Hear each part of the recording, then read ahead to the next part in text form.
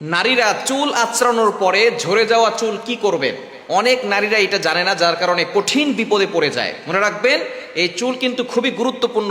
এই চুলটাকে যেখানে সেখানে ফেলে দেওয়া যাবে না।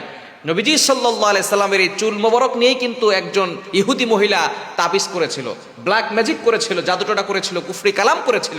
নবীজি সাল্লাল্লাহু আলাইহি সাল্লাম এত সুন্দর করে কথা বলেন, কিন্তু হঠাৎ করে নবী সাল্লাল্লাহু আলাইহি সাল্লাম অসুস্থ হয়ে পড়েছেন। এক ইহুদি মহিলা তার চুল মোবারক নিয়ে 11টা গিরা দিয়ে তারপরে এক কূপের মধ্যে ফেলে দিয়েছিল। নবীজি সাল্লাল্লাহু আলাইহি সাল্লামের কাছে জিবরাইল সাল্লাম এসে বলেন, ইয়া রাসূলুল্লাহ, ইয়া হাবিবাল্লাহ, অমুক মহিলা আপনাকে জাদু করেছে।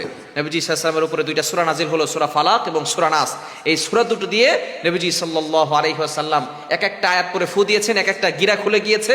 নবীজি সাল্লাল্লাহু আলাইহি ওয়াসাল্লাম সম্পূর্ণরূপে সুস্থ হয়েছেন। সুতরাং এই চুল যেখানে সেখানে ফেলবেন না, কেননা এই চুল মানুষের একটা দেহের অংশ, এটাকে যেখানে সেখানে ফেলবেন না। আর নারীদের চুল কিন্তু নারীদের সতর, এই নারীদের চুল যাতে করে কেউ না দেখে এই বিষয়ে খেয়াল রাখতে হবে। যদি কোনো নারী তার চুলকে দেখিয়ে বেড়ায়, একটা চুল যদি কোনো পরপুরুষ দেখে, ওই একটা চুল একটা বিশাল